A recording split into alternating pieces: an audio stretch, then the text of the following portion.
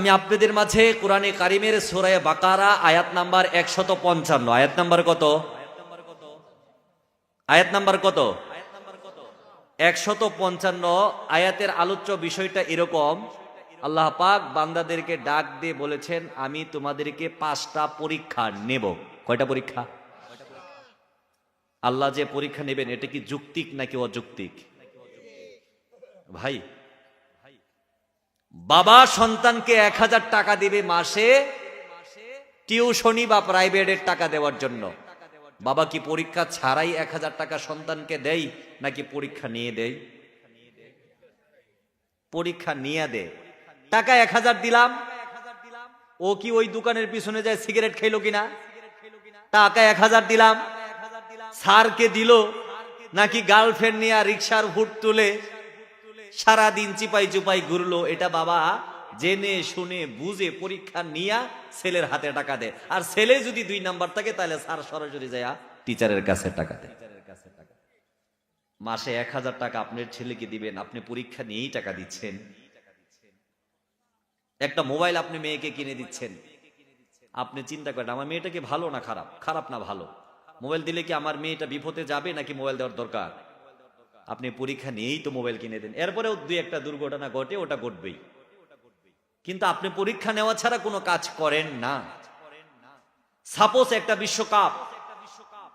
বিশ্বকাপের ওজন হচ্ছে 6 কেজির একটু বেশি, ওটা বানানো হয়েছে 18 ক্যারেট পিওর খাঁটি স্বর্ণ দিয়ে। কয় ক্যারেট স্বর্ণ? 18 ক্যারেট স্বর্ণ। ওজন কত? 6 কেজির একটু। আপনাদের কি ঘুমে ধরেছে? বিশ্বকাপের ওজনটা হলো 6 কেজির একটু বেশি। এর উচ্চতাটা হলো 14 ইঞ্চি। এই 14 ইঞ্চির বিশ্বকাপটা নেওয়ার জন্য গোটা পৃথিবীর মানুষগুলো পাগল পারা হয়ে যায়। ওই যে আপনার মেসি বলেন আর নেইমার বলেন আর ক্রিস্টিয়ানো রোনালদো বলেন, ওরা আজ পর্যন্ত ওদের হাত দিয়া বিশ্বকাপটা টাচ করতে পারে নাই। টাচ করতে পেরেছে? হ্যাঁ, আপনি যার জন্য জীবন দেন ও তো বিশ্বকাপ টাচও করতে পারে না। এই 6 কেজি ওজনের বিশ্বকাপটা নিয়ে গোটা পৃথিবী তোলপাড়, গোটা পৃথিবী পাগল পারা। মহান রব ডাক দিয়ে বলেন, 6 কেজি ওজনের স্বর্ণের দাম কত? বাংলাদেশের বর্তমান বাজার দ্বারা যদি ওজন করা হয় এর দাম হবে 2 কোটি রকম। কয় কোটি রকম? 2 কোটি টাকার চেয়ে কম হবে 6 কেজি স্বর্ণের দাম। আল্লাহ পাক বলেন 6 কেজি স্বর্ণ নেওয়ার জন্য গোটা পৃথিবী পাগল। 6 কেজি ওজনের স্বর্ণের খেলা দেখার জন্য মানুষ তার শরীরের পোশাক খুলে দিতে রাজি। 6 কেজি ওজনের দলের সমর্থন করার জন্য এক ভাই আরেক ভাইকে হত্যা করতে রাজি। এমন ঘটনা কি ঘটে নাই? আল্লাহ বলেছেন 2 কোটি টাকার বিশ্বকাপ সাময়িক, তুমি দেখবা সাময়িকভাবে হাত দিয়া টাচ করবা, বিশ্বকাপের নিচে তোমার দলের নাম আর কত সালে নিয়েছো ওটার নাম লেখা হবে। আবার 2036 সালে এই বিশ্বকাপটা বাতিল হয়ে যাবে, নতুন বিশ্বকাপ প্রত্যাবর্তিত হবে। আমার মুসলমান ভাইরা,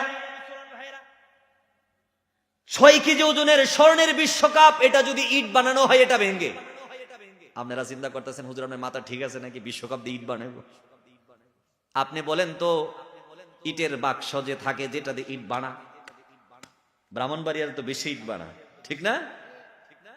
এই ইটের বাক্সর মধ্যে যদি স্বর্ণটাকে গালিয়ে ঢেলে দেওয়া হয় কয়টা ইট হবে? একটা ইট হবে, আর একটা আদলা হবে না। কোন একটা ইটের ওজন কয় কেজি? 6 কেজি হবে? 5 কেজি? ও মাশাআল্লাহ, আমি জানতাম না। তাহলে তো 6 কেজি ওজন বিশ্বকাপ ভাই, তাহলে একটা ইট হইব না? তাহলে বোঝা গেল কি, বিশ্বকাপ দিয়ে যদি ইট বানানো হয় একটা ইট হবে আমান, পরিপূর্ণ একটা ইট হবে। আরেকটা কি ইটের আদলা হবে নাকি আদলার চাইতে আরো কম হবে?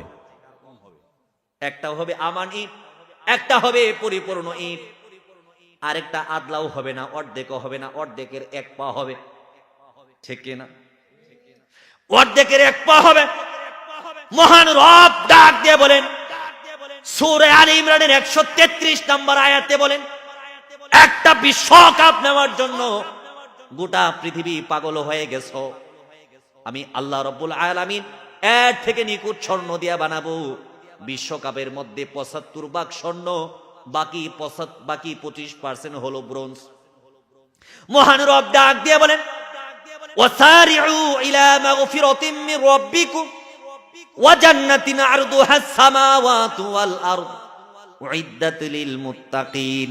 চিৎকার করে বলুন সুবহানাল্লাহ। আমি মহান রব আখিরাতে বান্দা মুত্তাকিনের জন্য একটা বিশ্বকাপ নয়, একটা জান্নাত দিব, যেই জান্নাতের পরিধি হবে জমিন থেকে আরশ আজিম পর্যন্ত। যেই জান্নাতের পরিধি ডান পাশে হবে উত্তর মেরু থেকে দক্ষিণ মেরু পর্যন্ত, পূর্ব থেকে পশ্চিম মেরু পর্যন্ত।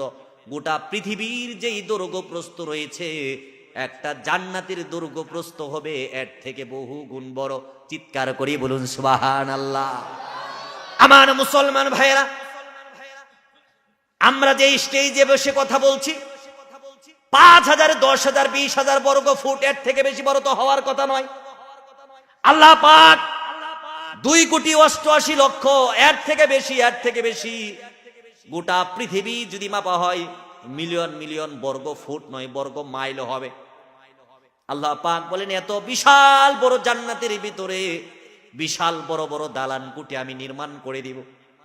এক একটা ইটের ওজন থাকবে বিশ্বকাপের থেকে বেশি, এক একটা ইটের দাম থাকবে বিশ্বকাপের থেকে বেশি। এক একটা ইট বানানো হবে 18 ক্যারেট স্বর্ণ দিয়ে নয়, তার থেকে বেশি উন্নত মানের স্বর্ণ দিয়া। এক একটা সিমেন্ট বানানো হবে মণিমুক্তা দিয়া, যেই ইটের বাইনগুলা থাকে, ফাঁকগুলা থাকে, বালু দিয়া নিবারণ করা হয়। আমি আল্লাহ পাক মেশকে জান্নাতের আতর দিয়া ওগুলো নির্মাণ করে দিব। এমন বালাখানা তোমাকে তৈরি করে দিব, 5 বছর 4 বছর পরে ফেরত নিব না। খালিদিনা ফিহা আবাদা, কিয়ামত অবধি, কিয়ামত অবধি, কিয়ামত অবধি যত দিন ইচ্ছা ওখানে থাকবি। মহান রব কোনোদিন তোর কাছ থেকে ওই বাড়ি ফেরত নিবে না। চিৎকার করে বলুন সুবহানাল্লাহ। আমার মুসলমান ভাইরা, এবার কাজের কথায় আসুন। আল্লাহ পাক সূরা বাকারার 155 নম্বর আয়াতে বলেছেন, আমি তোমাকে এত বিশাল বাড়ি আমি দান করে দিব, এমনিতেই দান করে দিব না। আমি আল্লাহ পাক তোমার 5টা পরীক্ষা নিব। কয়টা পরীক্ষা? আল্লাহ পাক বলেন, ওয়ালা নাবলুওয়ান্নাকুম বিশাইইম মিনাল খাউফি ওয়াল জু'i ওয়া নাকসিম মিনাল খাউফি ওয়াল জু'i ওয়া নাকসিম মিনাল আমওয়ালি ওয়াল আনফুসি ওয়াত থামারাত وبشر الصابرين الذين إذا أصابتهم مصيبة قالوا إنا لله وإنا إليه راجعون। চিৎকার করে বলুন সুবহানাল্লাহ। মহান রব, দয়ার নবী, মায়ের নবী, প্যারে নবী, মাহবুবে নবী, আকায়ে নামদার তাজদারে মদিনা মুহাম্মদ আরবি মুস্তাফা সাল্লাল্লাহু আলাইহি ওয়াসাল্লামকে ডাক দিয়ে বলেন, আপনার বান্দাদেরকে, আপনি আপনার উম্মতদেরকে আপনি নবী বলে দেন, আপনার বান্দাদেরকে যে আমি ওয়াসারিউ ইলা মাগফিরাতিম মির রাব্বিকুম ওয়া জান্নাতিন আরদুহাস সামাওয়াতু ওয়াল আরদ, এত বিশাল জান্নাত দিব, এমনি দিব না, আমি 5টা পরীক্ষা নেওয়ার মধ্যে দিব। যদি পরীক্ষায় বান্দা পাস করতে পারে, আমার জান্নাত তার জন্য অপেক্ষা করবে। আর যদি পরীক্ষায় ফেল করে জাহান্নামের অতল গহ্বরে নিমজ্জিত হয়ে যাবে। চিৎকার করে বলুন ঠিক কি না? আল্লাহ পাক বলেছেন, 1 নম্বর পরীক্ষা বান্দার শুরু হয়ে যাবে দুনিয়াতে। ওয়ালা নাবলুওয়ান্নাকুম বিশাইইম মিনাল খাউফ, বান্দাকে আমি ভয় দেখাবো। কি দেখাবো? আমাদের সামনে কি ভয় আছে কিনা?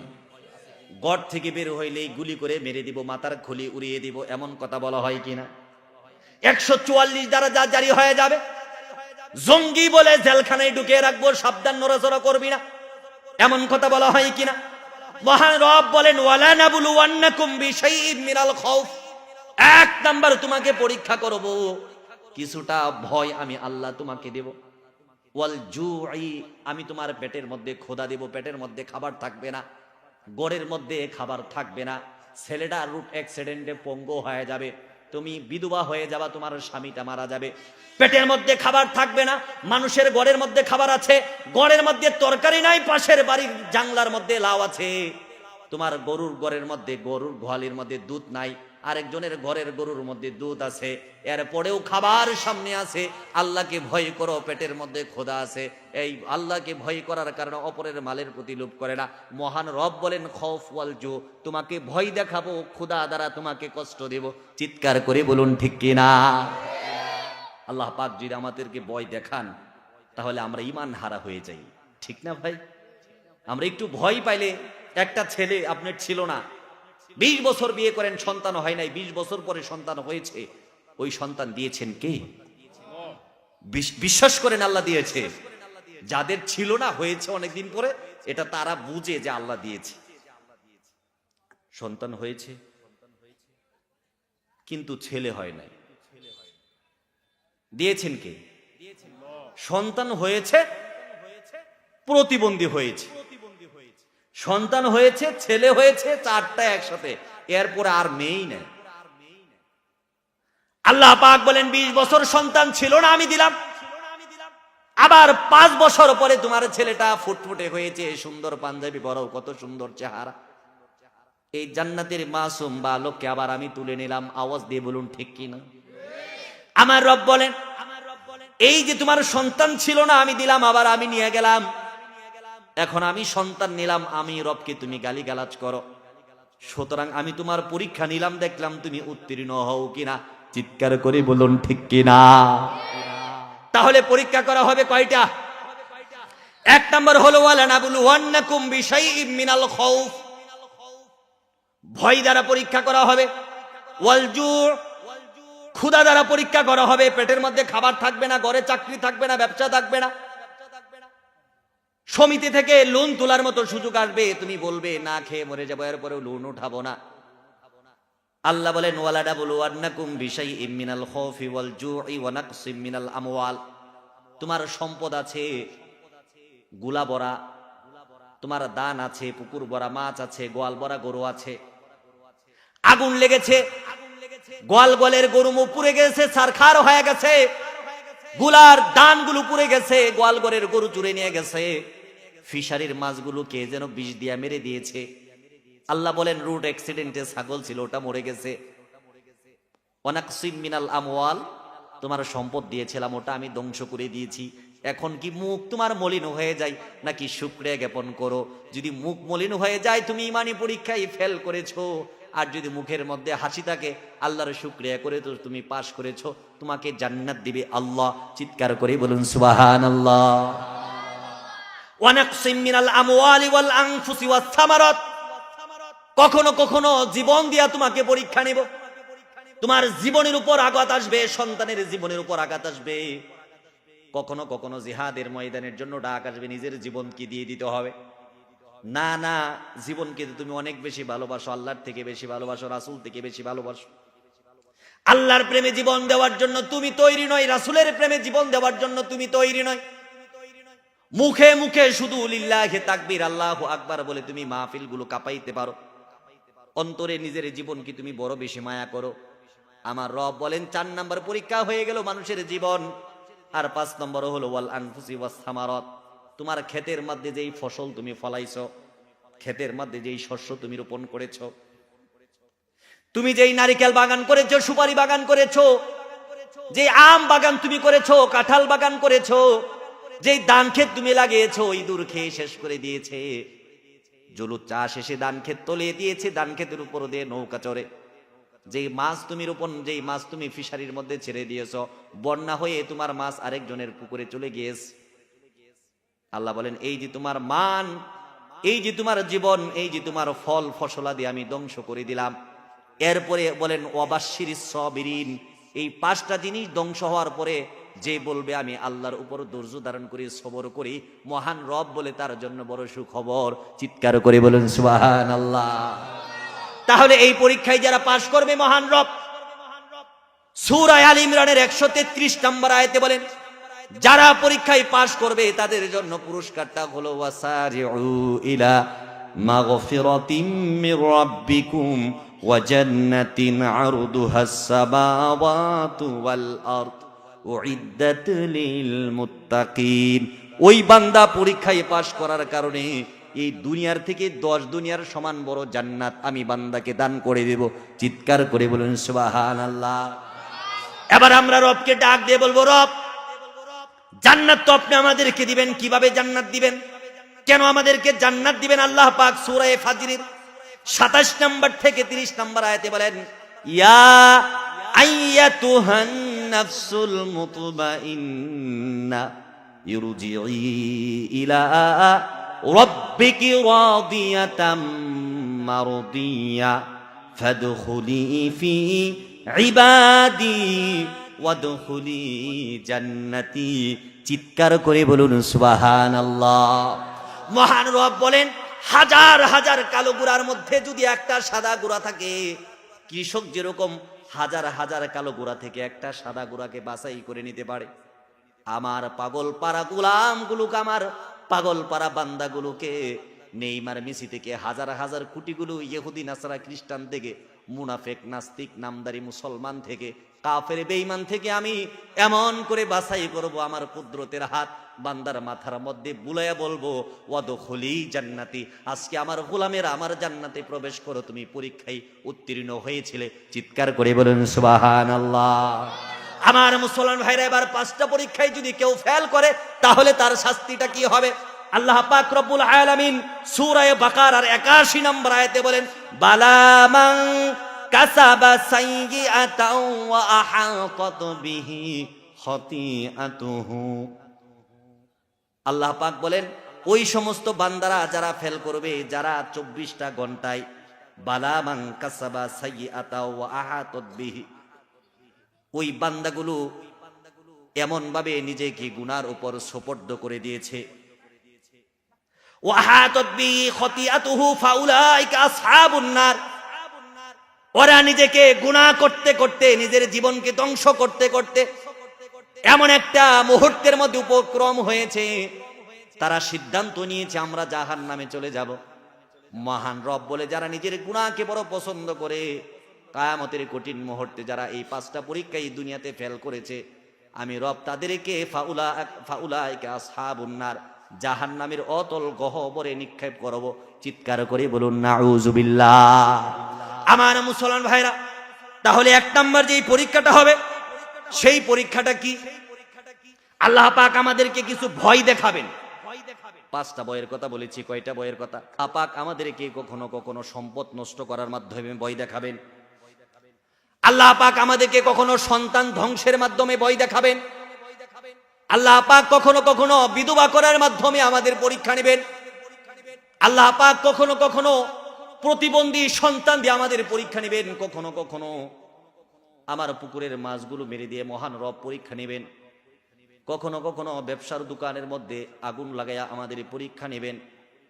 মহান রব বলেন, আমি তোমাদেরকে এমন পরীক্ষা নিব, যদি পরীক্ষায় ফেল করো বড় বিপদ হয়ে যাবে, আর যদি পরীক্ষায় পাশ করো তোমার কোনো চিন্তা হবে না। চিৎকার করে বলুন সুবহানাল্লাহ। আমরা যেই পরীক্ষাটা দেব, আমরা যদি রাস্তা দিয়ে মসজিদে যাই, যদি হুচুট খেয়ে আমাদের নোকের মধ্যে যদি একটু ব্যথা পাই, আমাদের মনটা বড় খারাপ হয়ে যায়। ভাই আওয়াজ দিয়ে বলুন ঠিক কিনা? আমরা মনে করি এত মুসল্লি আছে, মরার আল্লাহ বুঝি আমার এই চোখে দেখে পিছলা খাইলাম কেন, কোমরের হাড্ডি ভাঙলো কেন? আওয়াজ দিয়ে বলুন ঠিক কিনা? তোমার ছেলেটা স্কুলে গিয়েছে, রোড অ্যাক্সিডেন্টে বিশ্ব রুটে ইন্তেকাল করেছে, বুক চাপড়ে কান্না করার বলো, মরার আল্লাহ বুঝি আমার এই চোখে দেখলো, আমার সন্তানটারে দেখলো স্কুলে 600 বাচ্চা, আমারটা কেন মরলো? আওয়াজ দিয়ে বলুন নাউযুবিল্লাহ।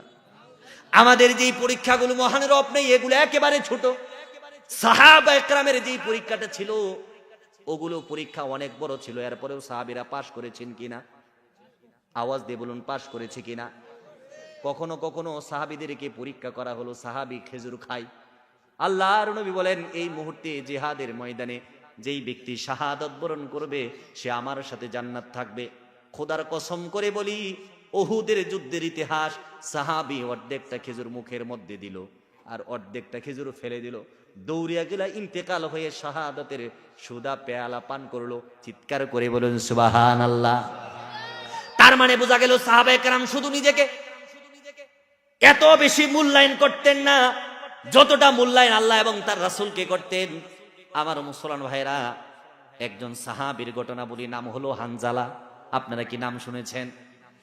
নাম কি? নামটা কি? আওয়াজ দিয়ে বলুন। হানজালা রাদিয়াল্লাহু তাআলা আনহু বিবাহ করেছে মাত্র, রাত্রে বাসর রাত। বিকেলে আমার নবী রাহমাতুল লিল আলামিন মদিনার মানুষদেরকে ডাকলেন, ও মদিনাবাসী তোমরা কোথায় আছো? আমরা একত্রিত হয়ে যাব, উহুদের যুদ্ধ পরিচালনা হয়ে যাবে। কে কোথায় আছো, কার ঘরে কি আছে নিয়ে হাজির হয়ে যাও। হানজালা ঘরের মধ্যে বউটা রেখে জিহাদের ময়দানে যাওয়ার জন্য যেখানে লিস্ট করা হয়, মুজাহিদদের নাম লিস্ট করা হয়, ওখানে হাজির হয়ে গেছে। আল্লাহর নবী বলেন, হানজালা তুমি কেন এসেছো? কেন তুমি এসেছো? আল্লাহর নবী গো, আমি জিহাদের ময়দানে যাওয়ার জন্য এসেছি। আল্লাহর নবী ডাক দিয়ে বলেন, হানজালা তুমি না আজকে মাত্র বিয়ে করেছো, রাত্রে বাসর করবে?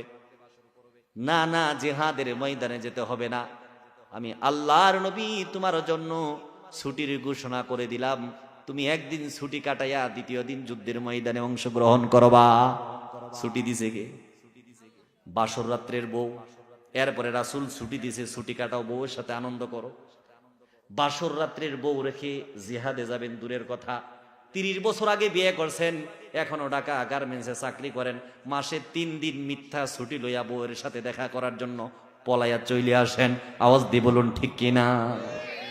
বউয়ের মোহাব্বত, বড় মোহাব্বত যখন অন্তরে জেগে ওঠে, আর কিছু ভালো লাগে না, সব ফেলে স্ত্রীর কাছে আমরা চলে যাই।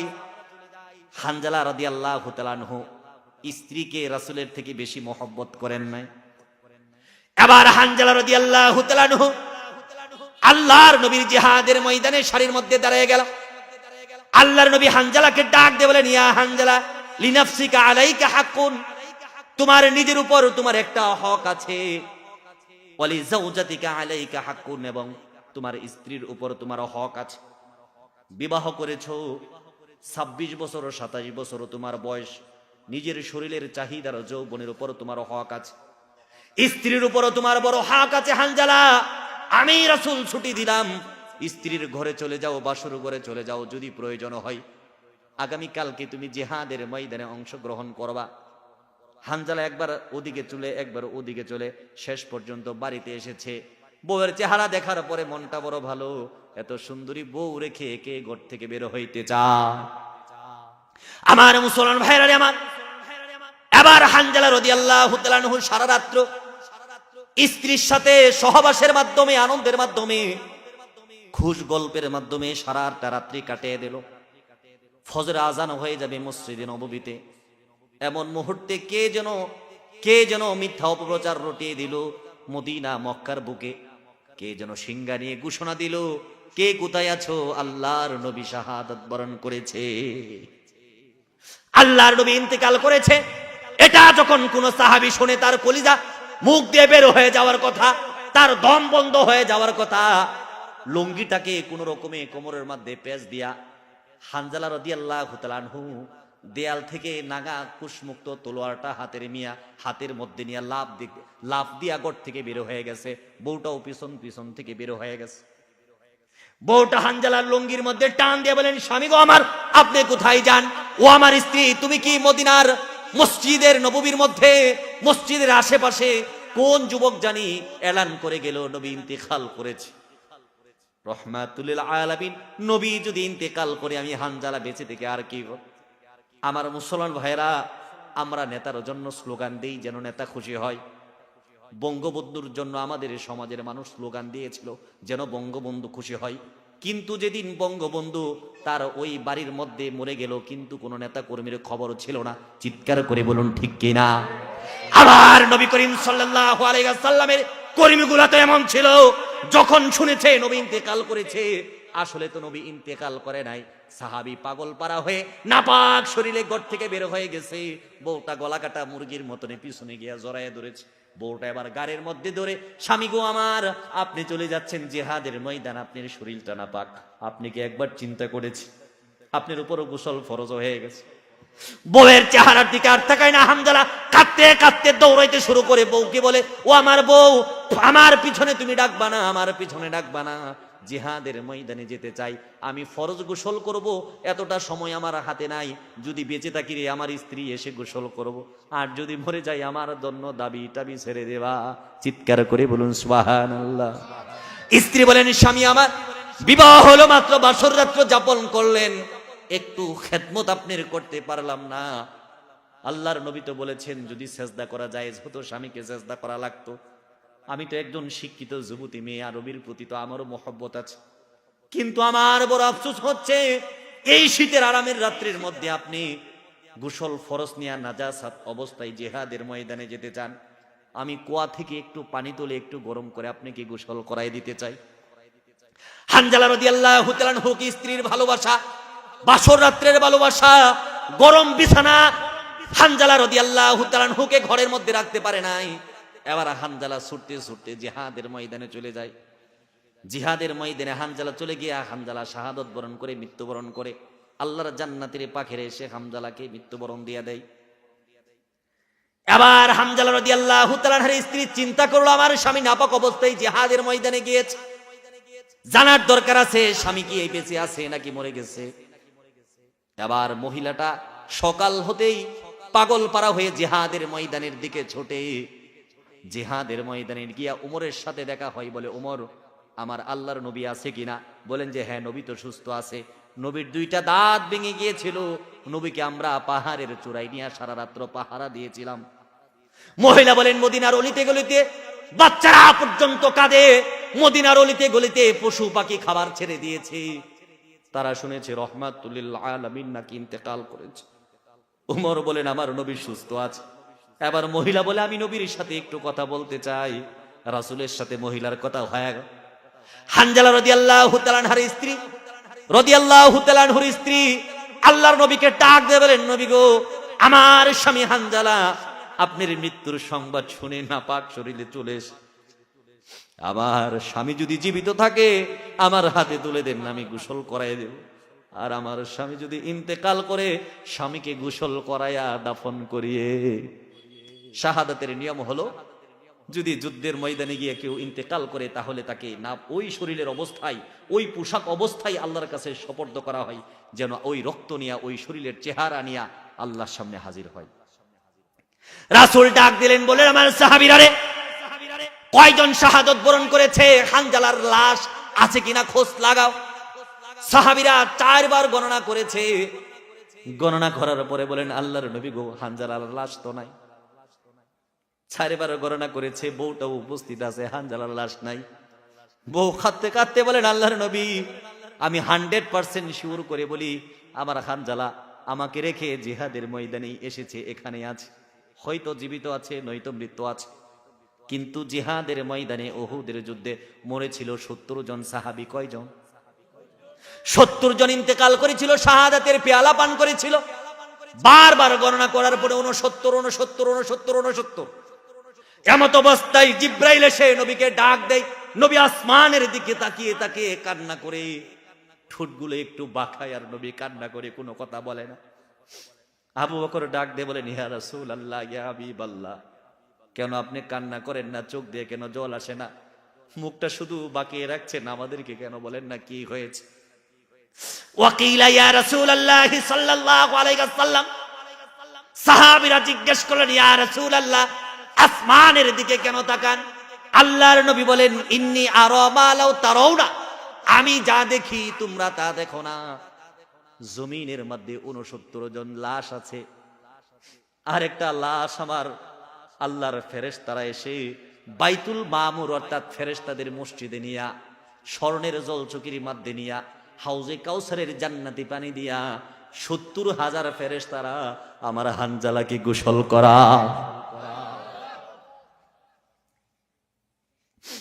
এবার ইয়া রাসূলুল্লাহ, ইয়া হাবিবাল্লাহ, সাহাবারা ডাক দিলেন, হানজালাকে বাইতুল মামুরে নিয়ে গোসল করানো হয়, এটাই বুঝি আল্লাহর রাসূলের সাহাবী ছিলেন, তাদের দাম বুঝি এত বেশি ছিল। কিছুক্ষণ পরে নবী বললেন যে তোমরা এবার গণনা করো লাশ কয়টা।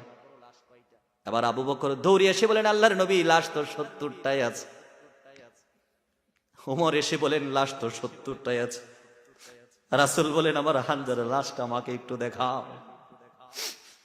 আবু বকর ডাক দিয়ে বলেন, ইয়া রাসূলুল্লাহ, হানজালার লাশ দেখার আপনার দরকার নাই, আপনি কষ্ট পাবেন, আপনি সহ্য করতে পারবেন না। রাসূল বলেন, না না না, আমাকে একটু দেখাও। মুখটা খোলা হলো, আবু বকর দেখে, উমর দেখে, উসমান দেখে, আলী দেখে, আবার নবী দেখে দেখে কাঁদতে কাঁদতে লাশের পাশে বসে গেল।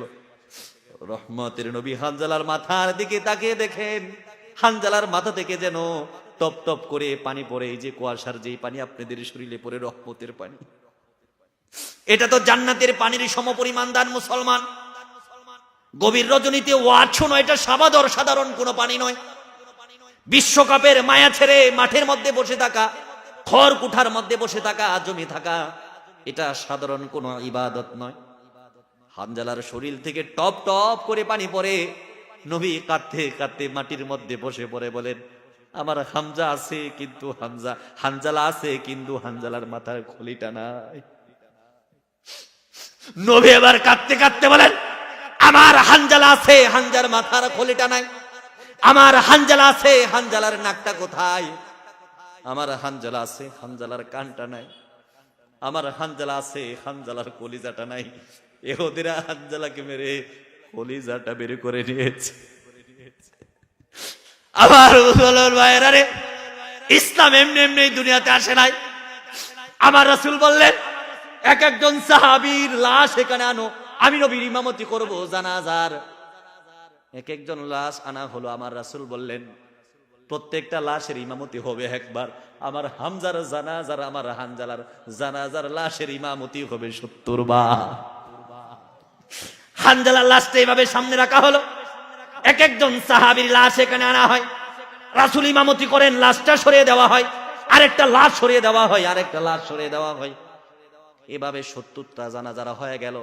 তার মানে বোঝা গেল প্রত্যেকটা লাশ সরানো হলো, হানজালার লাশটা কিন্তু সরানো হয় নাই। চিৎকার করে বলুন ঠিক কিনা? আবার নিজে রাসূল এসে কবরের মধ্যে সমাধি করে দিলেন, জানাজা হয়ে গেল। এবার আবু বকর কাঁদতে কাঁদতে জমিনের মধ্যে গড়াগড়ি করে, উমর কাঁদ। রাসূল আবু বকরকে ডাক দিয়ে বলেন, আবু বকর তুমি কেন কাঁদো, কেন কাঁদো? আবু বকর বলেন, ইয়া রাসূলুল্লাহ, ইয়া হাবিবাল্লাহ, আমি এই কারণেই কাঁদি। আমার আল্লাহ আমাকে আবু বকর না বানাইয়া যদি হানজালা বানাইতো, আমার জানাজা 70 বার ইমামতি করতেন আপনি আল্লাহর নবী। চিৎকার করে বলুন সুবহানাল্লাহ। প্রত্যেক জনের একটা করে জানাজা হয়। আমি আবু বকর ইন্তেকাল যদি করি, আপনার আগে একটা জানাজা হবে, আর আপনার পরে যদি ইন্তেকাল করি, আপনি তো আমার জানাজায় অংশগ্রহণ করতে পারবেন না। হানজালা আজকে বড় ধন্য হয়ে গেল। হানজালা আজকে মৃত্যুবরণ করেছে। হানজালার আজকে 70 বার জানাজা হয়েছে। আল্লাহর নবী আবু বকরকে ধমক দিয়ে বলেন, আবু বকর রে, ওয়ালা তাকুলু লিমান ইয়ুকতালু ফি সাবিলিল্লাহ, ওয়ালা তাকুলু লিমান ইয়ুকতালু ফি সাবিলিল্লাহি আমওয়াত বাল আহইয়াউ ওয়ালাকিন লা তাশউরুন। আবু বকর তুমি কেন বলো হানজালা ইন্তেকাল করেছে? হানজালা ইন্তেকাল করে নাই, হানজালা আল্লাহর কাছে জান্নাত ও রিজিক প্রাপ্ত। চিৎকার করে বলুন সুবহানাল্লাহ। ওয়ালা তাকুলু লিমান ইয়ুকতালু ফি সাবিলিল্লাহি আমওয়াত। তোমরা কি ভেবেছো যারা জিহাদের ময়দানে গিয়ে মৃত্যুবরণ করে তারা মরে যায়? আমি রাসূল বললাম তারা ইন্তেকাল করে না, আমি আল্লাহ বললাম তারা জান্নাতে আমার কাছে পাকি হয়ে থাকে, আমি তাদেরকে রিজিকের ব্যবস্থা করে দিই। চিৎকার করে বলুন সুবহানাল্লাহ। আমার মুসলমান ভাইরা, তাহলে পরীক্ষা হবে কয়টা? পাস করা লাগবে না ফেল করা লাগবে? যদি পাস করেন পুরস্কার আছে নাকি না? পুরস্কার আছে নাকি নাই? মুসনাদে আহমদের হাদিস থেকে বলছি, যদি পরীক্ষায় পাস করেন আল্লাহ আপনাকে কি পুরস্কার দিবে? বিপদে যদি আপনি ধৈর্য ধারণ করেন আল্লাহ পাক আপনাকে এত বড় পুরস্কার দিবেন, এত সুবিশাল পুরস্কার দিবেন, যেই পুরস্কারের সাথে গোটা পৃথিবীর কোনো পুরস্কার মিলবে না। চিৎকার করে বলুন সুবহানাল্লাহ। বিপদে পড়লে কয়টা আমল করবেন? একটা আমল। কয়টা আমল? একটা আমল যদি আপনি বিপদে করেন আল্লাহ পাক আপনাকে এমন পুরস্কার দিবেন, যেই পুরস্কার আপনি এই 2 চোখ দিয়ে দেখেন নাই, কল্পনা করেন নাই। আল্লাহ পাক আপনাকে দুনিয়াতেই এত বড় পুরস্কার দান করে দিবে। একটা ছাগল মরে গেছে রোড অ্যাক্সিডেন্টে, দাম তো 4,000 টাকার ছাগল গেছে, আল্লাহকে গালি দিয়েছেন আপনি 5,000। মহান রব বলেন গালি না দিয়া যদি আমার কাছে ধৈর্য ধারণ করতি, আমি তোকে এত রিজিক দান করে দিতাম, তুই 4 লক্ষ টাকা দিয়া কুরবানি দিতি, মানুষের টেরও পাইতো না। চিৎকার করে বলেন সুবহানাল্লাহ। বিপদে পড়ে যদি আপনি একটা আমল করেন, মহান রব আপনাকে পৃথিবীর সব থেকে শ্রেষ্ঠ নিয়ামত দান করে দিবেন। মুসনাদে আহমদ থেকে বলছি, উম্মে সালামা রাদিয়াল্লাহু তাআলা আনহা, মুসনাদে আহমদ থেকে বলছি, উম্মে সালমা রাদিয়াল্লাহু তাআলা আনহা, যিনি পরবর্তীতে নবী করিম সাল্লাল্লাহু আলাইহি ওয়াসাল্লামের স্ত্রী ছিলেন। কি ছিলেন? যিনি পরবর্তীতে নবী করিম সাল্লাল্লাহু আলাইহি ওয়াসাল্লামের স্ত্রী ছিলেন, আবু সালমা রাদিয়াল্লাহু তাআলা আনহু এসে উম্মে সালমাকে ডাক দিয়ে বলেন, আমার স্ত্রী রে, আল্লাহর নবী একটা দোয়া শিক্ষা দিয়েছে, কোন মানুষ যদি বিপদে পড়ার পরে ওই দোয়াটা পড়ে, ওই দোয়াটা পড়ার পরে মহান রব তাকে দুনিয়াতে এত বড় পুরস্কার দিবে, ওই মানুষটা কোনোদিন কল্পনাও করবে না। এবার আম্মা জান উম্মে সালমা রাদিয়াল্লাহু তাআলা আনহা বলেন, আমার স্বামী কি সেই দোয়া আমাকে শিখায় দেন, বিপদে পড়লে কোন দোয়া পড়ব? আবু সালমা রাদিয়াল্লাহু তাআলা আনহু বলেন, বিপদে যখন তোমরা পড়বা, আল্লাহর নবী বলেছেন, আল্লাহুম্মা আজরিনি ফি মুসিবাতি ওয়া আখলিফলি খায়রাম মিনহা। এই দোয়াটা যেই ব্যক্তি পড়ার পরে, ইন্না লিল্লাহি, পয়সা খাওয়া দাওয়ার কোনো অভাব নাই, কিন্তু মাঝে মধ্যে যে একটা কিল মারে রে বাবা, ফিডের কাটা যায় কোমরের কাটার সাথে মিলে। আওয়াজ দিয়ে বলুন ঠিক কিনা? আপনি অনেক ভালো মানুষ, 60 বছর বয়স, এখন যদি বলি চাচি, চাচা কেমন? চাচা তো তোমার খুব ভালো, কিন্তু এখনো যদি বুড়া বুড়া বেটি দেহে এমন ভাবে সামনটাকে চোখটা তুললে ফেলাই। আওয়াজ দিয়ে বলুন ঠিক কিনা? আম্মা জান আয়েশাকে জিজ্ঞেস করা হলো, আল্লাহর রাসূলের চরিত্র কেমন? আম্মা জান আয়েশা বলেছেন, ওয়া ইন্নাকা আলা খুলুকিন আযীম। আল্লাহ কোরআনে বলেছেন, পৃথিবীর সব মানুষের চরিত্র থেকে উত্তম চরিত্র হলেন আল্লাহর নবীর। চিৎকার করে বলুন সুবহানাল্লাহ। আম্মা জান আয়েশা জিজ্ঞেস করা হলো, আপনার কাছে নবীর চরিত্র কেমন? প্রত্যেক বউয়ের কাছে তার স্বামীর দোষের অভাব নাই। আম্মা জান আয়েশা বলেছেন, আল কুরআনু হাইয়ুন মুহাম্মাদুর রাসূলুল্লাহ। জীবন্ত কোরআন যদি তোমরা দেখতে চাও, আমার স্বামী নবী মুহাম্মদকে দেখো। কোরআন তোমাদের সাথে কথা বলে না, আমার নবী আমার সাথে কথা বলে। কোরআন আমার কাছে যেরকম পবিত্র, আমার নবীর চেহারা, আমার নবীর চরিত্র ঠিক এতটাই পবিত্র। চিৎকার করে বলুন সুবহানাল্লাহ। দয়ের নবী, মায়ের নবী, প্যারে নবী, মাহবুবে নবী, আকায়ে নামদার তাজদারে মদিনা মুহাম্মদ আরবি মুস্তাফা সাল্লাল্লাহু আলাইহি ওয়াসাল্লাম। এবার উম্মে সালমাকে বলে, সালমা রে, মন খারাপ করিস না, স্বামী মারা গেছে, কি হয়েছে? আল্লাহ আমাকে পাঠাইছে, এই তাফসীর ইবনে কাসির থেকে বলছি, গল্প বলছি। আল্লাহ আমাকে পাঠাইছে, তোকে বিয়া করতে চাই, তুমি কে বলো? লজ্জা পাইছে না? এই কি বলেন, লজ্জা পাইছে না? যত ভদ্র থাকুক, যত মুরব্বী থাকুক, আপনাদের এলাকায় অনেক মুরব্বী আছে, 50 বছর বয়স, 60 বছর বয়স, বউটা মারা গেছে, এখনো বড় আফসোস হয়, শীতের মধ্যে একা একা ঘুমাই। বউটা যদি থাকতো, একটু পানি গরম করে দিত, মসজিদে যেতাম। আপনি যুবক মানুষ, 20 বছর, 25 বছর, 30 বছর বয়স, আপনি চিন্তা করেন, আব্বারে যদি এখন বিয়া করাই, সমাজে মানুষে আমারে জাটা মারবো, মান সম্মান থাকবে না, শ্বশুর বাড়ির লোকেরা কি বলবো? খোদার কসম করে বলি, বাবাকে কষ্ট দিবেন না, যদি সম্ভব হয় বাবাকে বিয়া করাই দেন, খালি ঘরের মধ্যে বাবাটা বড় আনন্দে থাকবে। চিৎকার করে বলুন ঠিক কিনা?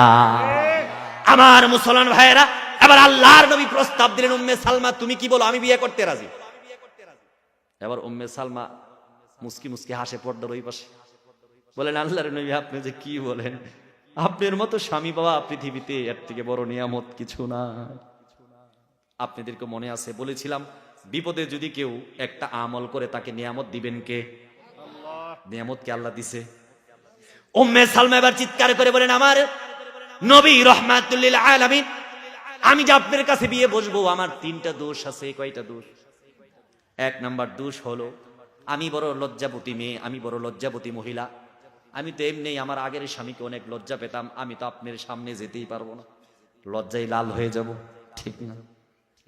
আল্লাহর নবী বলেছেন, তোমার কি দোষ আছে আমাকে বল। আমি বড় লজ্জাবতী, কখন আপনার পানি লাগবে, কখন আপনার গোসল লাগবে, কখন আপনার মেসওয়াক লাগবে, কখন খাবার লাগবে, আমার তো মনে হয় আমি আপনার খেদমত করতে পারবো না। রাহমাতুল লিল আলামিন বলেন, 1 নাম্বার বুঝলাম তুমি লজ্জাবতী, আমার খেদমত করতে পারবা না। 2 নাম্বার সমস্যা বলো। 2 নাম্বার সমস্যাটা হলো, আমি তো বয়স্ক মহিলা, আমার ছেলের বয়স 30 বছর, মেয়ের বয়স 25 বছর, ছোট ছেলের বয়স 20 বছর, সবাই তো বড় হয়ে গেছে, সবাই তো বড় হয়ে গেছে, আমার বড় বড় ছেলে মেয়ে আছে, আমি তো বুড়া মানুষ, আপনি কি আমাকে বিয়ে করবেন? ও কুলাঙ্গারের বাচ্চারা, তোমরা অনেকেই মনে করো রাসূলের চরিত্র ভালো ছিল না, রাসূল খারাপ ছিল, মহিলাদেরকে বিয়ে করেছেন, প্রত্যেকটা মহিলাকে বিবাহ করেছেন আল্লাহর ওকালতিতে, যেন মহিলা ভালো থাকে, যেন স্বামীরা, যেন মহিলা স্বামী বিধবার কষ্ট দূর হয়ে যায় আর উম্মতের উপকার হয়। চিৎকার করে বলুন সুবহানাল্লাহ। ও কুলাঙ্গারেরা, তোমরা মনে করো আম্মা জান আয়েশাকে 9 বছর বয়সে বিয়ে করেছে, রাসূল বড় অপরাধ করেছে, রাসূল বড় অপরাধ করে নাই। আম্মা জান আয়েশাকে যদি বিবাহ না করা হতো, পৃথিবীতে মহিলা সংক্রান্ত কোনো মাসআলা আসতো না। চিৎকার করে বলুন সুবহানাল্লাহ। এবার আম্মা জান উম্মে সালমা ডাক দিয়ে বলেন, ইয়া রাসূলুল্লাহ, আমার 2 নাম্বার ভুলটা হলো, 2 নাম্বার দোষটা হলো, আমি তো বয়স্ক মানুষ, আমাকে আপনি বিয়ে করে কি করবেন? রহমাতুল লিল আলামিন বলেন, তোমার 3 নাম্বার সমস্যাটা বলো। 3 নাম্বার হলো আমার বড় বড় ছেলে আছে, মেয়ে আছে, আমি কি লজ্জা পাবো না? রহমতের নবী বলেন, তোমার 3টা দোষকে যদি আমি মেনে নেই, এরপরে যদি আল্লাহর হুকুমে তোমাকে বিয়ে করি, তাহলে তুমি কি বলবা? আম্মাজান উম্মে সালমা ওই পাশ থেকে চিৎকার করে বলেছেন, কাবিলতু আলহামদুলিল্লাহ। চিৎকার করে বলুন সুবহানাল্লাহ। আমার মুসলমান ভাইরা আমার, আল্লাহর নবী রহমাতুল লিল আলামিন বলেছেন, 3 শ্রেণীর লোক এমন আছে যারা জাহান্নামে যাবে। কোথায় যাবে? 3 শ্রেণীর লোক এমন আছে যারা মরে যাওয়ার সাথে সাথেই জাহান্নাম। রহমতের নবী, আল্লাহর নবী, দয়ার নবী, মায়ের নবী, প্যারে নবী বলেন, হারামাল্লাহু আলাইহিমুল জান্নাতা সালাসাতুন। 3 শ্রেণীর ব্যক্তি এমন আছে আল্লাহর জান্নাত যাদের জন্য হারাম। আওয়াজ দিয়ে বলুন নাউজুবিল্লাহ। এটা তো এমন, বাবা তার ছেলেকে বলছে, আমার ঘরের ভাত তোর জন্য হারাম। রাগ করে বলে নাকি আদর করে বলে? কতটা কষ্ট পেলে বাবা তার সন্তানকে বলে, আমার ঘরের ভাত তোর জন্য হারাম। আল্লাহর নবী বলেছেন, আল্লাহর নবী বলেছেন, হারামাল্লাহু আলাইহিমুল জান্নাতা সালাসা। 3 প্রকার ব্যক্তি এমন আছে, মহান রবের জান্নাত তাদের জন্য হারাম, তারা জান্নাতের কাছে যাবে না, জান্নাতের সুঘ্রাণও পাবে না।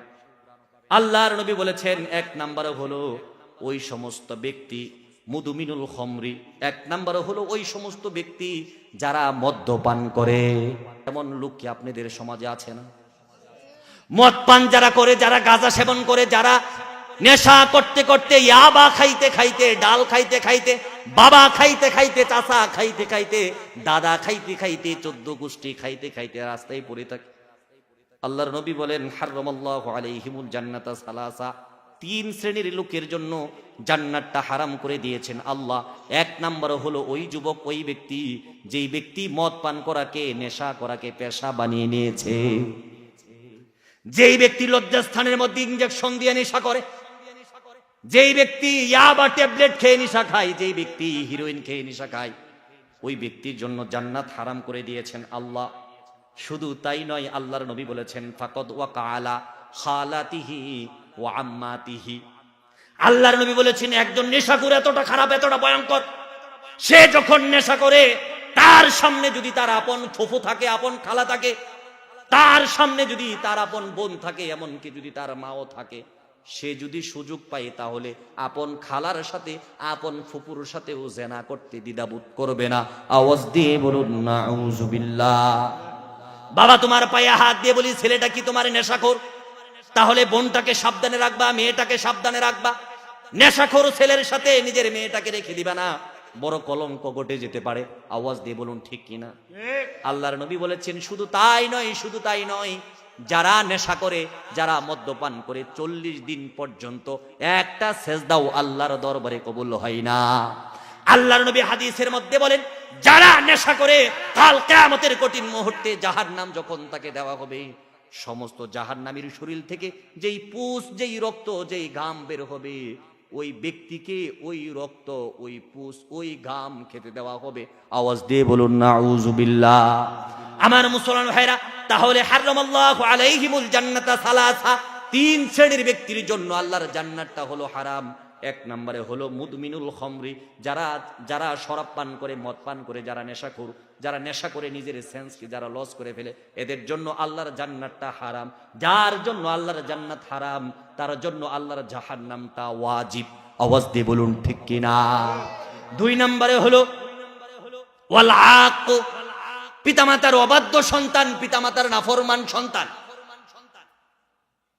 বউটা রাগ করে, বৃদ্ধ বাবার জন্য আগুন আনলে বৃদ্ধ বাবার প্রস্রাব পায়খানার দুর্গন্ধে ঘরে থাকা যায় না। বউ সিদ্ধান্ত দিছে, বউ সিদ্ধান্ত নিয়েছে, যদি ঘরে তোমার মা থাকে আমি থাকবো না, আর যদি আমি থাকি তোমার বৃদ্ধ মা থাকবে না। আমার মুসলমান ভাইরা রে, বউ সিদ্ধান্ত নিয়েছে মা থাকলে বউ থাকবে না, বউ থাকলে মা থাকবে না। বউ তো বলেও ফেলে, তুমি কি বেশি আমাকে ভালোবাসো নাকি তোমার মাকে? কপালের মধ্যে ঝাড়ু দিয়া পিটাও করে দৌড়াইতে থাকবেন আর বললেন, আল্লাহর নবী বলেছেন, হুমা জান্নাতুকা ওয়া নারুকা, বাবাই আমার জান্নাত, মাই আমার জান্নাত, বাবাই আমার জাহান্নাম, মাই আমার জাহান্নাম। আওয়াজ দিয়ে বলুন ঠিক কিনা?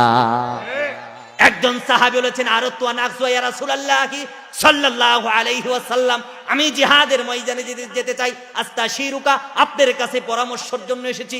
আল্লাহর নবী বলেন, আলাকা মিন উম্মিন বাইতি, তোমার ঘরে কি তোমার মা আছে? বলেছেন, হ্যাঁ, নাম উম্মি বাইতি, আমার ঘরে আমার মা আছে। আল্লাহর নবী বলছেন, আল জিমহা ইন্নাল জান্নাতা ইনদা রিজলিহা, জিহাদের ময়দানে যেতে হবে না, ঘরে ফিরে যাও, ওই জান্নাত আল্লাহ পাক তোমার মায়ের পায়ের নিচে রেখে দিয়েছেন। চিৎকার করে বলুন সুবহানাল্লাহ। তাহলে হারামাল্লাহু আলাইহিমুল জান্নাতা সালাসা, তিন শ্রেণীর লোকের জন্য আল্লাহর জান্নাত হারাম। এক নাম্বার মদখুর ব্যক্তি, নেশাখোর ব্যক্তি, ইয়াবাখোর ব্যক্তি, ট্যাবলেটখোর ব্যক্তি, গাঁজাখোর ব্যক্তি, হিরোইনখোর ব্যক্তি। দুই নাম্বার হলো ওয়াল আক, যারা পিতামাতার অবাধ্য সন্তান, পিতামাতার নাফরমান সন্তান। আমরা তো মোবাইল খুললে, পত্রিকা খুললে এখন এমনও দেখি, কয়েকদিন আগে দেখেছি রংপুরের পীরগাছায় প্রকৌশলীর মৃত্যু হয়েছে বৃদ্ধাশ্রমে, সন্তান ছেলে মেয়ে পিতার জানাজায়ও আসে নাই। আওয়াজ দিয়ে বলুন নাউযুবিল্লাহ। আমার মুসলমান ভাইরা, তিন নম্বরে জাহান্নামে যাব ওই সমস্ত মানুষ, জান্নাত তার জন্য হারাম যারা হলো দাইয়ুস ব্যক্তি। যারা কি ব্যক্তি? দাইয়ুস কি বুঝেন? দাইয়ুস হলো ওই ব্যক্তি যার স্ত্রীটা পর্দা করে না, যার মেয়েটা পর্দা করে না, যার স্ত্রীটা টিভি দেখে, যার মেয়েটা টিভি দেখে, যার মেয়েটা পাতলা গেঞ্জি আর জিন্স প্যান্ট পরে রাস্তায় হাঁটে, যার বউটা মার্কেটে যা, মার্কেটের প্রত্যেক দোকানদারের নাম্বার যার বউয়ের কাছে আছে, যার বউয়ের নাম্বার চুরখাই বাজারের প্রত্যেক দোকানদারের কাছে আছে, প্রত্যেকের সাথে বাবি খুশ গল্প আলাপ হয়, ইমুতে আলাপ হয়, হোয়াটসঅ্যাপে আলাপ হয়, মেসেঞ্জারে আলাপ হয়। যেই যুবক এগুলো সহ্য করে, যেই হাজী সাহেব এগুলো সহ্য করে, স্ত্রীর অত্যাচার, মেয়ের অত্যাচার, স্ত্রীর বেপর্দা, মেয়ের বেপর্দা, যেই হাজী সাহেব সহ্য করে, যেই খতিব সাহেব সহ্য করে, যেই সভাপতি সহ্য করে, যেই বক্তা সাহেব সহ্য করে, ওটা হলো দায়ুস। ওই দায়ুস ব্যক্তির নামাজ কবুল হবে না, আল্লাহর জান্নাতের গ্রাণও পারবে না। তার জন্য আল্লাহর জান্নাতকে হারাম করে দিয়েছেন আল্লাহ। চিৎকার করে বলুন ঠিক কিনা? আমার মুসলমান ভাইরা, তাহলে তিন শ্রেণীর ব্যক্তির জন্য আল্লাহর জান্নাতটা হারাম।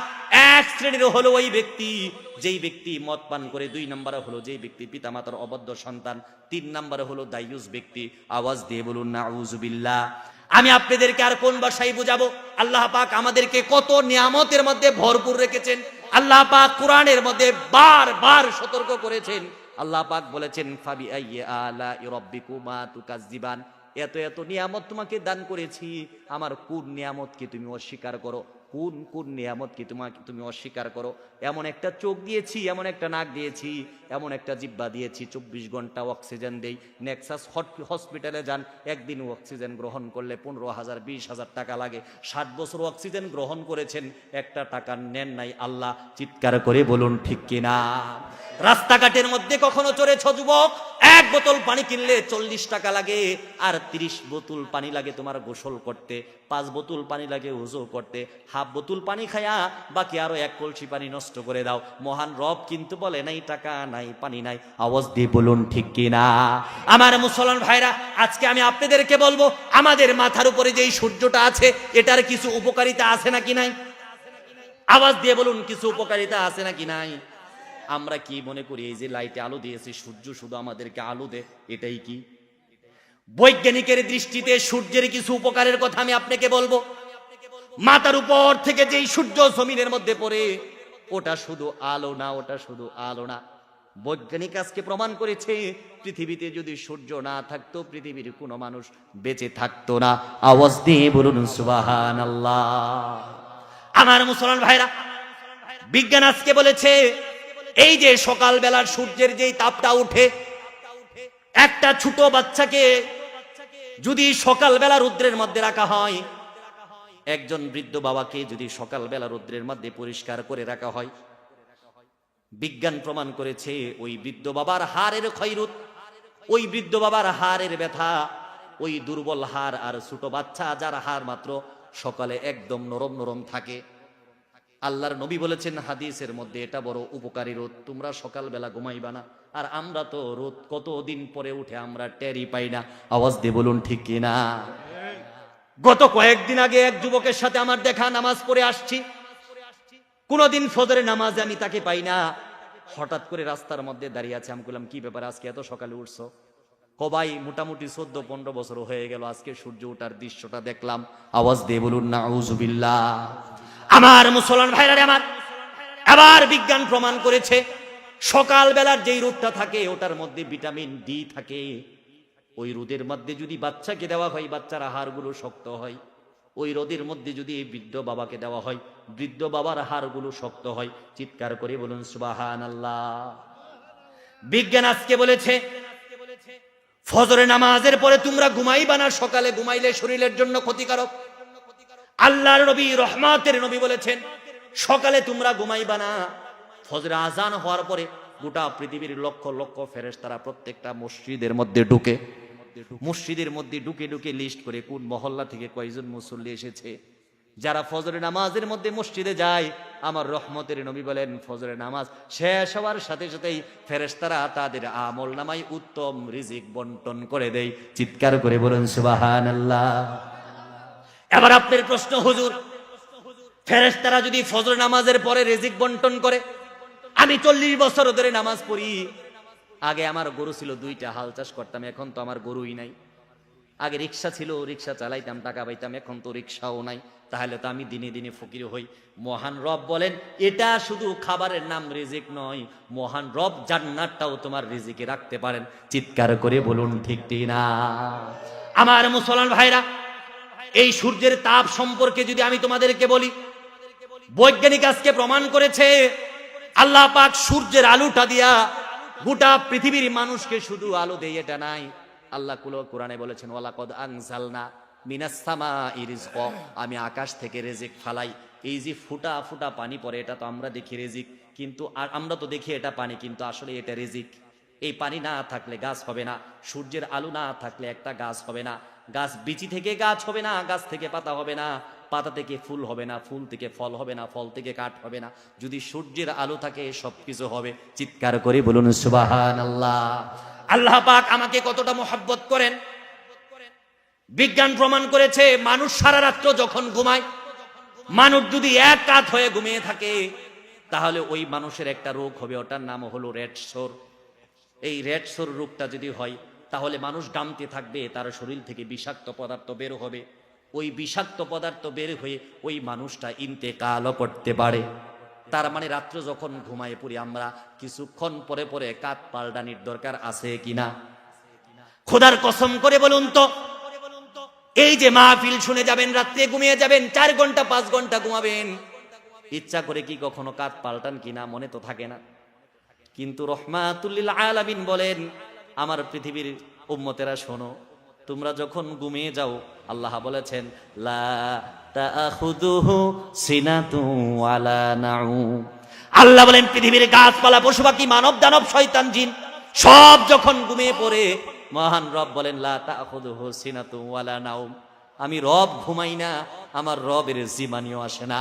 আমি তোমার কুদরতের, আমি আমার কুদরত নিয়ে তোমার মাথার পাশে বসে থাকি। ফেরেশতাদেরকে বলটাই আব্দুল করিম, আব্দুল মজিদ, আব্দুল জলিল ঘুমাইছে, কিছুক্ষণ করে করে পিঠ উল্টায় দাও, কাত উল্টায় দাও। চিৎকার করে বলুন সুবহানাল্লাহ। আমার মুসলমান ভাইরা, আল্লাহ বলেন ওয়ামাল্লাহু বিগাফিলিন আম্মা তা'মালুন। আমি কি এমন রব যে তোমাদের সংবাদ সম্পর্কে আমি বেখবর থাকি? আমি তো এমন রব নই। সূর্য কখন উঠে কখন ডুবে, মানুষ কখন কাজে যায় কখন কাজ থেকে বের হয়, মানুষের কখন প্রস্রাবের প্রয়োজন হয়, মানুষ মুখ মুছবে কখন টিস্যুর প্রয়োজন হয়, ওয়ামাল্লাহু বিগাফিলিন আম্মা তা'মালুন। এই সবগুলা খবর রেখে দেয় আমি আল্লাহ। চিৎকার করে বলুন সুবহানাল্লাহ। আমার মুসলমান ভাইরা আমার, রাত গভীর হয়ে গেছে, আলোচনা বেশিক্ষণ করব না। শেষ রাতে আপনাদেরকে কয়েকটা আমল শেখাবো, শিখবেন কিনা? একটু হাত তুলে আমাকে দেখান কিছু আমল শিখবেন কিনা। শুধু এমন আমল নয়, আমি আপনাকে 4টা আমল শিখাবো। কয়টা আমল? ঘুমানোর পূর্বে যদি আপনি 4টা আমল করেন, কয়টা আমল? সবাই হাত তোলেন, হাত তোলেন। ঘুমানোর পূর্বে কয়টা আমল? ঘুমানোর পূর্বে যদি কোনো বান্দা 4টা আমল করে, আল্লাহর কসম করে বলি, ওই বান্দা দুনিয়াতে এবং আখিরাতে সফল কাম। চিৎকার করে বলুন সুবহানাল্লাহ।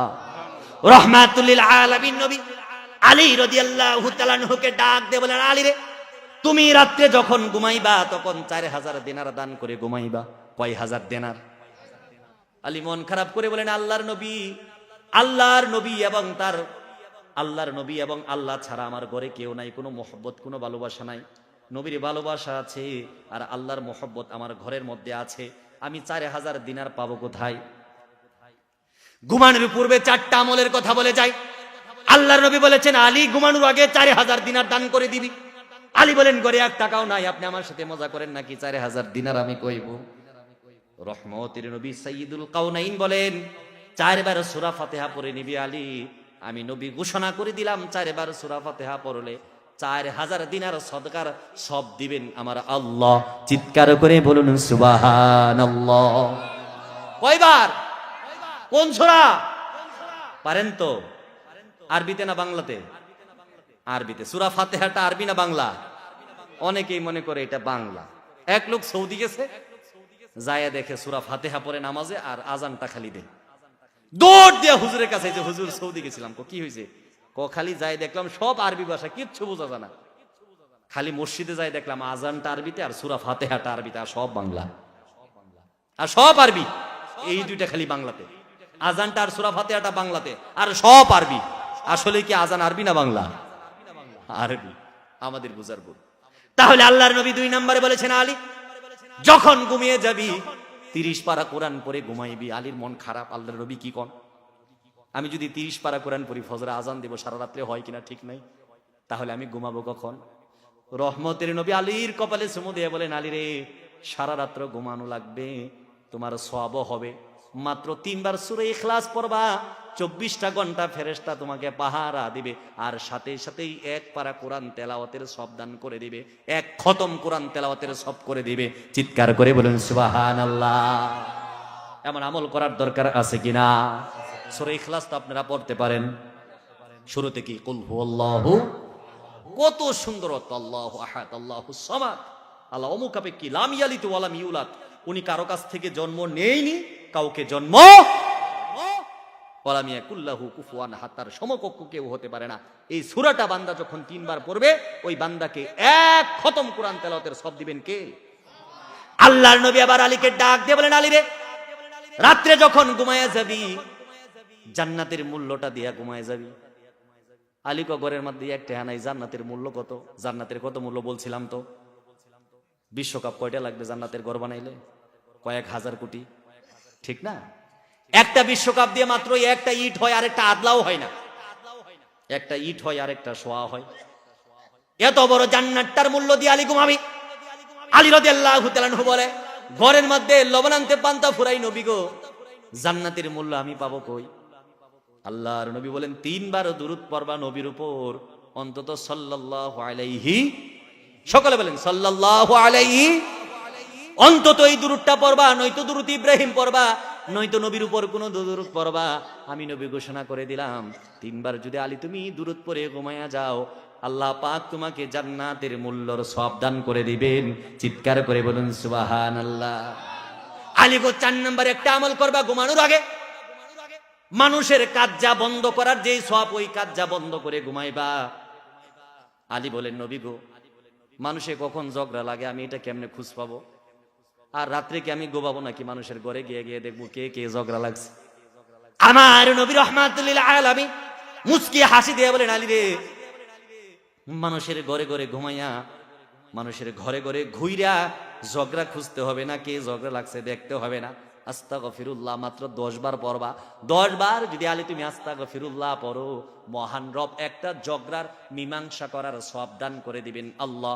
চিৎকার করে বলুন সুবহানাল্লাহ। এরকম আস্তাগফারের কোরআনের মধ্যে 5টা ফায়দা আছে, আমি সেদিকে যাব না।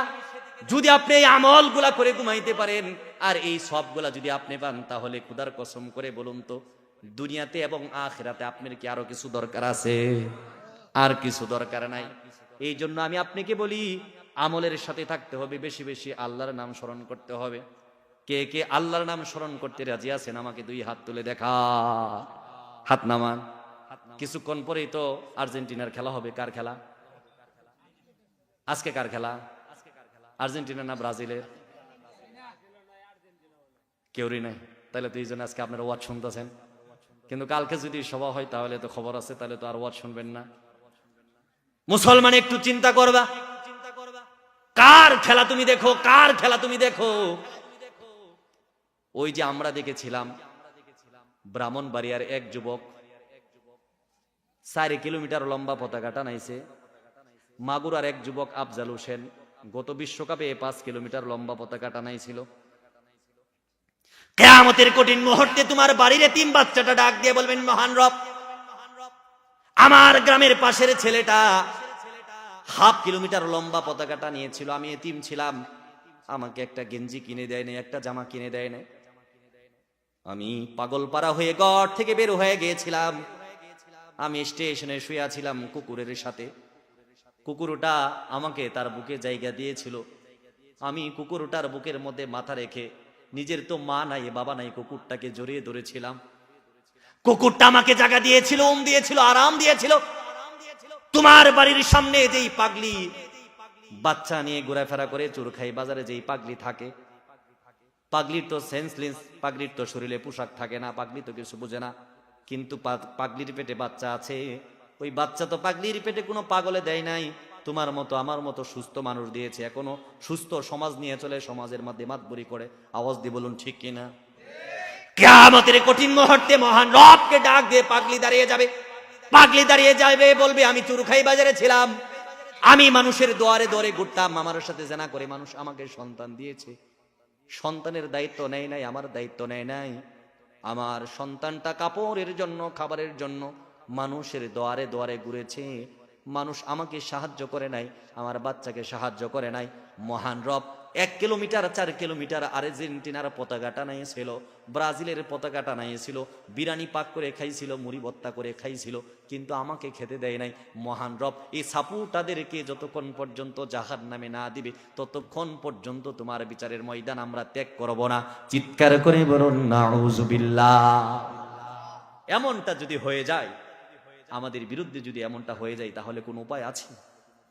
আল্লাহ তো সূরা মাইদার 51 নম্বর আয়াতে বলেই দিয়েছেন, ইয়া আইয়ুহাল্লাযীনা আমানু লা তাত্তাখিযুল ইয়াহুদা ওয়ান নাসারা আউলিয়া বা'দুহুম আউলিয়া বা'দ। সাবধান সাবধান, তোমরা কাকে বন্ধু মনে করো? তোমরা বুঝি মেসিকে বন্ধু মনে করো, তোমরা বুঝি নেইমারকে বন্ধু মনে করো, ক্রিস্টিয়ানো রোনালদোকে তোমরা বুঝি বন্ধু মনে করো। 3 জন স্টারকে যদি একসাথে রাখা হয়, বাকি জীবন কাটিয়ে দিবে, কোনোদিন ঝগড়া হবে না, পান নিয়ে কোনোদিন মারামারি হবে না। কিন্তু যদি আর্জেন্টিনা, ব্রাজিল আর জার্মানি আর পর্তুগালের 4টা সাপোর্টারকে যদি একটা রুমের মধ্যে রাখে দেওয়া হয়, 2 দিন পরে দেখা যাবে লাশ পোষা গন্ধ বের হয়। আওয়াজ দিয়ে বলুন ঠিক কিনা। এই জন্যই ভাই, কার পিছনে গুলো যুবক, যুবক তুমি কার পিছনে ছুটে চলেছ? আজকে এক যুবক আয়োজন করেছে, বলেছে, হুজুর আর কোনোদিন গুনাহ করব না, ভালো হয়ে যাব, নাটক করব না, গান করব না, কোরআনের আলোচনা শুনবো, কোরআনের পথে থাকবো। আল্লাহ পাক যুবককে কবুল করুন, সকলে বলি আমিন। আর আমাকে আজকে হাত তুলে দেখান যে হুজুর যতদিন আছে নামাজ ছাড়বো না। ভাই এই যে হাত দেখেন, আগেই উঠানো শুরু হয়েছে, বলার আগেই শুরু, কিন্তু উঠানোর সময় নিয়ত করছেন যে হুজুর আজকে ফজরটা পড়বো না, খালি পড়েন। ভাই একটা কথা মনে রাখবেন, আমরা যাদের সাথে চলি, আমরা যাদের সাথে থাকি, কিয়ামতের কঠিন মুহূর্তে তারা জান্নাতে চলে যাবে। আমাদের মধ্য থেকে অনেকেই জাহান্নামের পথ হয়ে যাবে। আল্লাহকে বলবে, আল্লাহ তো আমার বন্ধু ছিল, ও যে জান্নাতে যাচ্ছে, আমি যে জাহান্নামে যাচ্ছি। রব ডাক দিয়ে বলবেন, ও তো তোমার সাথে খেলা করতো, কিন্তু আজান হয়ে গেলে খেলা বন্ধ করে মসজিদে চলে যেত। যুবক, কোন চাকচিকের পরে পিছনে তুমি পড়েছো? কোন মেয়ের পিছনে পড়েছো? এই মেয়ের যৌবন তো থাকবে না, মেয়ের বডি ফিটনেস, মেয়ের ফিগার তো এরকম থাকবে না, কোমর তো এত সুন্দর থাকবে না। মনে করেছো ওখানে কোন নিয়ামত আছে? বিয়ে করে দেখো, নিয়ামত আস্তে আস্তে কমবে। বৃদ্ধ হয়ে দেখো, নিয়ামত একেবারেই থাকবে না। মরার আগ পর্যন্ত মনে হবে সন্তানের দরকার ছিল না, স্ত্রীর দরকার ছিল না, শুধু কালেমাটার দরকার ছিল। ওদিন বুঝবে কালেমাটার দাম কত। আওয়াজ দিয়ে বলুন ঠিক কি। উফ, আল্লাহ পাক যেদিন আপনাকে হেদায়েত দিবে ওই দিন থেকে আপনার ভিতরে অনুশোচনা শুরু হয়ে যাবে, কি করলাম কি করলাম কি করলাম। এই জন্য আল্লাহ পাক আমাদেরকে এই টুটা ফাটা কথাগুলো বোঝার তৌফিক দান করুন, সকলে বলি আল্লাহুম্মা আমিন। আসলেই গভীর রাতের ওয়াজ আর ভালো হওয়ার কথা না। এরপরে মাইকটাও দূরে, মানে এখানে আসলে আওয়াজ আসে, আবার কাছে গেলে নাই, বুঝতে পেরেছেন? তবে আলহামদুলিল্লাহ অল্প সময়ের অনুষ্ঠান। আমাকে বলেছে হুজুর আপনার এই বক্তা দাওয়াত দিব, আপনিই থাকবেন, যেদিন সুযোগ দিবেন ওই দিনই। বাইকে আছে নাকি? ভাই কই? সোহাগ ভাইকে ওয়াজ শুনছে নাকি অন্য কাজ নিয়ে ব্যস্ত, আল্লাহ জানে। আপনারা কেউ উঠাউঠি করবেন না। আরেকজন মুরব্বী হুজুর আছেন, উনি দোয়া করবেন। কেউ উঠবেন না ইনশাল্লাহ, হুজুরকে নিয়ে আসেন। আর একটা কথা মনে রাখবেন যে সব সময় আমাদেরকে ইসলামের পক্ষে থাকতে হবে। কোথায় থাকতে হবে? ইসলামের পক্ষে থাকতে হবে। আর আপনারা তো আমাকে অনেকে চিনেন, ঠিক না? ওই যে আমি বাগান বাড়িতে ওয়াজ করেছি, ওই নামাপাড়া ওয়াজ করেছি। কে কে ছিলেন বাগান বাড়িতে নামাপাড়াতে? মাশাআল্লাহ। আমার ফুফা আব্দুল মজিদ সাহেব আপনারা চিনেন? হ্যাঁ, আমার একদম আপন ফুফা। হ্যাঁ, আর পৃথিবী থেকে ফুপুদের থেকে বেশি আপন কেউ হয় না। কেউ হয়? এখন তো বড় হয়ে গেছি, মানে এখন আসতেও লজ্জা লাগে, আবার হয়েছে সময়ও থাকে না। কিন্তু ছোটবেলা আপনাদের এলাকায় অনেক এসেছি। আর আমাদের ফুপুরা আমাদেরকে অনেক আদর করে, অনেক। একটা কথা সবসময় মনে রাখবেন, মানে আপনার যারা মুরব্বী, আপনার যারা আত্মীয়, আপনার ফুফু আপনার বাবার বোন, তাই তো? আপনার বাবার সাথে আপনার ফুপুর ঝগড়া, এই যে উঠতেছেন মোনাজাত হবে, কেউ উঠবেন না। কিন্তু আপনি কখনো ফুপুর সাথে ঝগড়া করবেন না, আপনি চাচির সাথে ঝগড়া করবেন না, আপনার মামানির সাথে ঝগড়া করবেন না, আপনার চাচার সাথে ঝগড়া করবেন না, জেঠুর সাথে ঝগড়া করবেন না। তাদের ঝগড়া হতে পারে, কিন্তু আপনার কি তারা সমবয়সী? এই জন্য তোমার ফুপু তোমার মার বদনাম করবে, কিন্তু ফুফুকে বলা যাবে না তুমি আমার আব্বার বদনাম করে কেন, বলা যাবে? তোমার চাচি তোমার সামনে তোমার মায়ের বদনাম করা যাবে, করবে, কিন্তু এই জন্য চাচির গলায় ধরা যাবে? তোমার চাচা তোমার বাবাকে মারতে আসবে, এই জন্য তুমিও দাউনিয়া ফেলাইবা? আরে বেটা, তোমার চাচা তোমার বাবাকে মারতে আসছে, তুমি মনে করতেছো কাইটে ভাষায় দিব। ওই তোমার চাচা আর তোমার বাবা এক খেতা নিয়ে টানাটানি করছে রাত্রে ঘুমানোর সময়। তুমি জানো না তাদের কি সম্পর্ক। তুমি বাবাকে যতটা বেশি মহব্বত করো, তোমার চাচা তোমার বাবাকে তার থেকে বেশি মহব্বত করে। কিছু কুলাঙ্গার আমরা যুবকেরা আছি, আপনারা মুরব্বীরা তো অনেক ভালো। আমি ওদেরকে যুবকদেরকে পায়ে ধরি, বলি তোমার বাচ্চাকে তোমার বাবা ধমক দিছে। তোমার বাচ্চা তোমার বাবার কি? তোমার বাচ্চাকে তোমার মা ধমক দিয়েছে, তোমার বোন ধমক দিয়েছে। তোমার বোন তোমার বাচ্চার কি? ফুপি। আরে পাগলের পাগল, ছাগলের ছাগল। তোর বাচ্চাকে তুই যতটা বেশি ভালোবাসিস, তোর বাবা তোর সন্তানকে আরো 1000 গুণ বেশি ভালোবাসে, 1000 গুণ ভালোবাসে, 1000 গুণ। মিয়া কি বুঝো তুমি? কি বুঝো যুবক? তুমি কি বুঝো? গুড়া ডিম তুমি বুঝো। আমার সন্তানকে আমি যতটা ভালোবাসি, আমার বাবা আরো বেশি ভালোবাসে।